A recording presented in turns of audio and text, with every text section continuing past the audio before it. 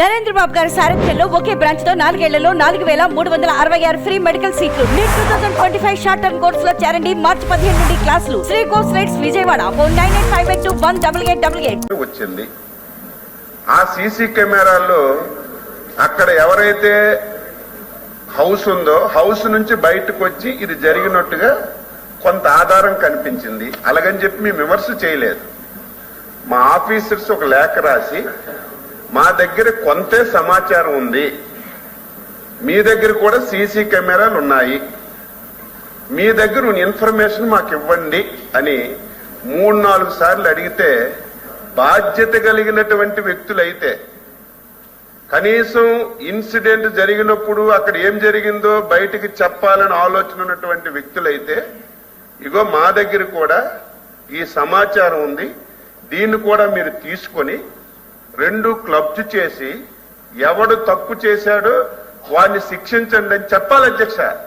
కానీ బాధ్యత రాహిత్యంగా ఇవ్వకుండా మళ్ళీ ఎదురుదాడు అధ్యక్ష. మా నాయకుడిని హతమార్చేయాలని, మా నాయకుడిని దాడి చేయాలని చాలా మంది ప్రయత్నం చేస్తున్నారని చెప్పి మళ్ళీ తిరిగి పోలీస్ స్టేషన్లో కంప్లైంట్ ఇచ్చిన పరిస్థితి అయితే ఏమనాలి? అందుకే మేము స్పష్టంగా ఆరోపణ చేశాం. ఆ రోజు ఏవైతే లెక్కరకు సంబంధించినటువంటి ఫైల్స్ అన్ని కూడా అక్కడ తీసుకొచ్చి తగలబెట్టారని చేశాం. మీ దగ్గర సీసీ కెమెరా ఉంది కదా, మీ దగ్గర ఇన్ఫర్మేషన్ ఉంది కదా, మీ ఇంట్లో నుంచే వచ్చినట్టుగా, మీ ఇల్లు అంటే మీ ఇల్లు కాదు, అక్కడ సంఘటన జరిగిన దగ్గర ఏ హౌస్ అయితే ఉందో ఆ హౌస్ నుంచి బయటకు వచ్చినట్టుగా ఆధారాలు ఉన్నాయి కదా. మీరు అది బయట పెట్టి నిరూపించవలసింది పోయి మళ్ళీ ఎదురుదాడు అధ్యక్ష. సమాజం గుడ్డిది కాదు, ప్రజలు గుడ్డి వాళ్ళు కాదు. నేను చెప్పిన దాంట్లో అవాస్తవం చెప్పండి. ఒక షాపింగ్ కాంప్లెక్స్ దగ్గర యాక్సిడెంట్ అయితే ఫైర్ది, ఆ షాపింగ్ కాంప్లెక్స్ లోకి వెళ్ళి సీసీ ఫుటేజ్ తీసుకుంటలేదు అధ్యక్ష, చెప్పండి. ఇది ఎక్కడైనా దేశంలో అన్ని దగ్గర జరుగుతుంది, ప్రపంచంలో జరుగుతుంది. ఇప్పుడు ప్రభుత్వాలు ఏం చేశాయి? ప్రైవేట్ అయినా సొంతమైనా గవర్నమెంట్ అయినా కంపల్సరీగా సీసీ కెమెరాలు పెట్టాలని ఒక నిర్ణయం తీసుకొని సీసీ కెమెరాలు పెట్టిస్తుంటే ఇది రూలుకు వ్యతిరేకం, సభలో తప్పు మాట్లాడుతుంది. స్టాండ్ అయ్యాం. ఇప్పుడు కూడా అడుగుతున్నాం మీ ద్వారా, లేకపోతే మా చైర్మన్ గారి ద్వారా అడుగుతున్నాం ఆయనకి. ఆ రోజు జరిగిన సంఘటన డేట్ తో సహా మా గుంటూరు ఎస్పీ గారు 4 సార్లు లేఖలు రాశారు.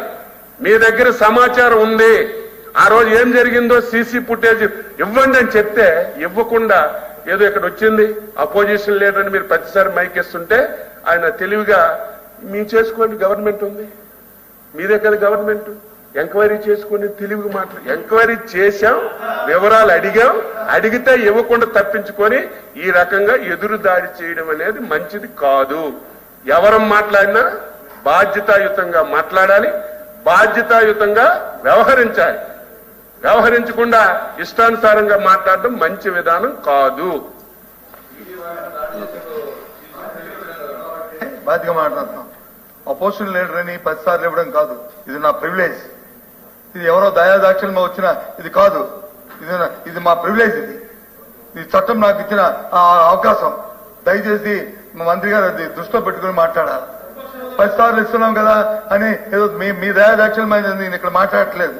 దయచేసి నేను అడుగుతున్నా ఒకటే అధ్యక్ష, సంబంధి ఏదైతే వారు వచ్చి ఎంక్వైరీ చేశాను అన్నారు, ఫైన్, ప్రభుత్వం ఎంక్వైరీ చేసుకుంది, దాని మీద వచ్చి ఒక సిట్ కూడా వేసింది. ఆ సిట్ కూడా అందరినీ పిలుస్తుంది, అందరి దాకా స్టేట్మెంట్ కట్టించుకోనియండి.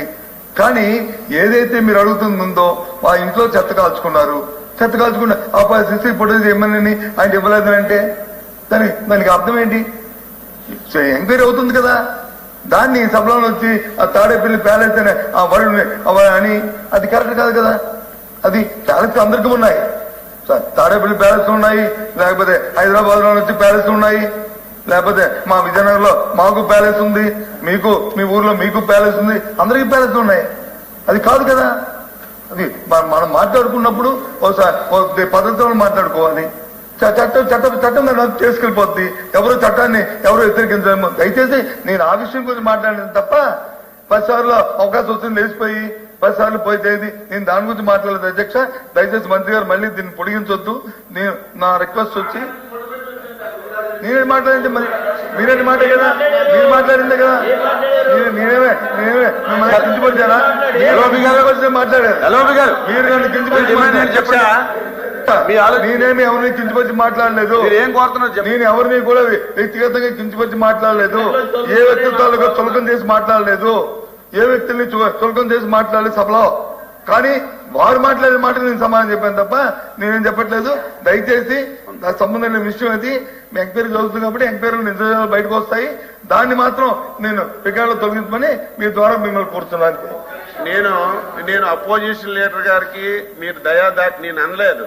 మీకు ఆ హక్కు ఉంది, మీకు ఇస్తున్నారు. ఇచ్చేటప్పుడు కరెక్ట్ గా మాట్లాడాలని సూచన చేశాను అధ్యక్ష. ఇప్పుడు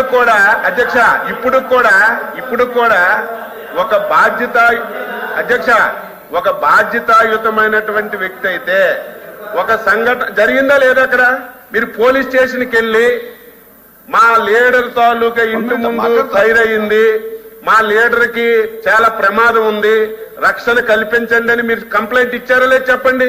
మీరు కంప్లైంట్ ఇచ్చేటప్పుడు మా డిపార్ట్మెంట్ ఎంక్వైరీ చేసేటప్పుడు మీకు రిటర్న్ గా అడిగేటప్పుడు బాధ్యత కలిగిన వ్యక్తి అయితే పోనీ మీ దగ్గర కెమెరా లేకపోతే పర్లేదు, రికార్డ్ అవ్వకపోతే పర్లేదు, మీ దగ్గర కెమెరాల్లో రికార్డ్ అయింది, మీ దగ్గర ఉన్న సమాచారం కూడా మాకు ఇవ్వండి, మేము ఎవరు తప్పు చేశారో పట్టుకుంటామంటే ఇవ్వకుండా ఈరోజు ఎవరికైనా అనుమానం రాదా అధ్యక్ష?